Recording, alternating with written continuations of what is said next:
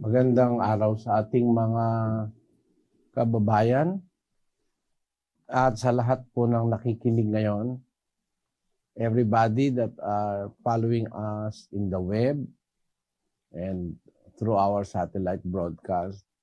It is our pleasure to serve the interest of everyone by answering your queries directly from the Word of God in the Bible.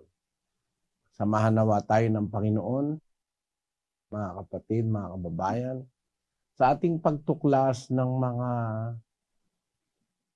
bagay ng katotohanan na hindi kinatha, hindi imbento, na gaya ng ginagawa ng ibang mga relihiyon na nagtuturo ng mga aral na imbento.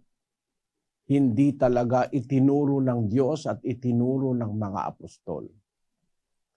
Ang Apostol Pedro ang may sabi doon sa ikalawang Pedro 1:16 ng ganito.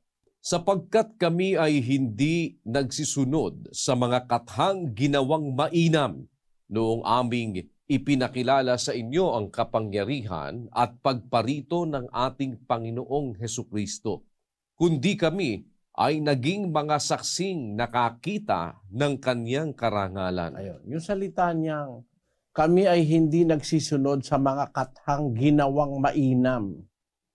They are not followers of inventions, of myths.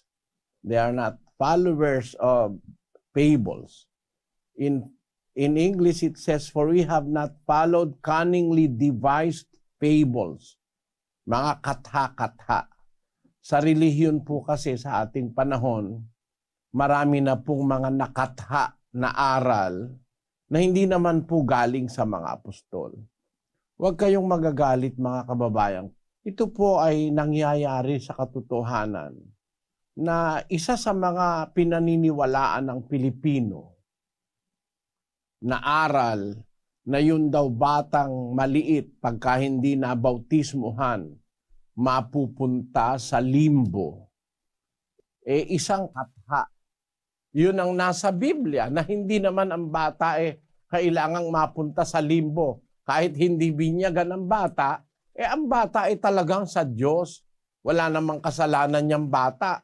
Wala namang minanang kasalanan ng bata, kagaya ng sinasabi ng mga nagsasabing may limbo raw, na ang bata raw ay may minanang kasalanan. Di po totoo yun.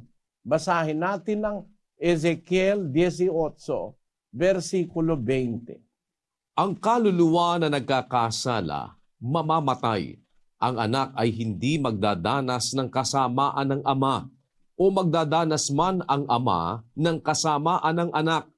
Ang katwiran ng matuwid ay sa kanya, at ang kasamaan ng masama ay sa kanya. Napakaliwanag nitong salita ng Diyos na ito. The soul that sinneth, it shall die. The son shall not bear the iniquity of the father, neither shall the father bear the iniquity of the son. The righteousness of the righteous shall be upon him, and the wickedness of the wicked shall be upon him. In Portuguese it says, a alma que pecare sa morrerá. O filho não levará a iniquidade do pai, nem o pai levará a iniquidade do filho. A justiça do justo ficará sobre ele, e a impiedade do ímpio cairá sobre ele. In Spanish it says, El alma que peque, esa morirá. El hijo no cargará con la iniquidad del padre, ni el padre cargará con la iniquidad del hijo. La justicia del justo será sobre él, y la maldad del impío será sobre él. In Kapampangan it says, in kaladwa mi kakasala iti Matea, in anak lalaki dala ning dewa ka na ning igpa, ning igpa na dala ning dewa ka na ning anak lalaki, in katulira na ning matulid mi bili kaya, ating dewa ka na ning marawak mi bili kaya.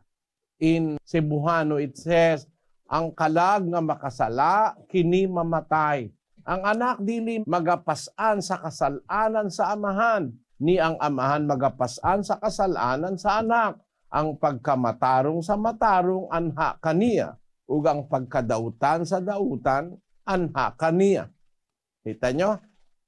In Ilocano it says, Ti kararwa nga agbasul matayto. Ti anak a lalaki di nantu awiten ti kinadangkes ti ama. Ket ti ama di nantu met awiten ti kinadangkes ti anak a lalaki. Ti kinalinteg at dantuken kuana. Ket ti kinadakes ti managdakdakes at dantuken kuana. in Pangasinense it says, Say kamarurwa aman kasalanan umpatay na ani. Say anak kalaki agtunaan ni awiten suin kauges nen amato. Et say ama agtumet na ani awiten suin kauges na anak to alaki. Sain katunong na matunong wala na ani si katu. Tan sain kauges na marilmeng wala na ani si katu. in Japanese it says, 罪を犯した者はその者が死に、子は父の咎について負い目がなく、父も子の咎について負い目がない。正しい者の義はその者に帰し、悪者の悪はその者に帰する。in Chinese it says, 唯有犯罪的，他必死亡；儿子必不担当父亲的罪孽，父亲也不担当儿子的罪孽。一人的善活必归自己，恶人的恶报也必归自己。 kahit mo po sa ang Biblia basahin, ang bata hindi naman minamana kasalanan Ang anak hindi magdadanas ng kasamaan ng kanyang ama, o ang ama man ay magdadanas ng kasamaan ng kanyang anak. Ang katwiran ng matwid sa kanya, kasamaan ng masama sa kanya. Kaya yung doktrina ng limbo, imbento po yan. Yan po ang dahil niyan. Yan din ang dahil kung bakit sinabi ni San Pedro doon sa ikalawang Pedro 1 na hindi kami nagsisunod sa mga kathang ginawang mainam. Merong mga kathana, ang pagkakatabas at pagkakagawa parang akala mo totoo. Akala mo kapanipaniwala, pero panluloko sa kapwa. Ganyan po ang maraming relihiyon.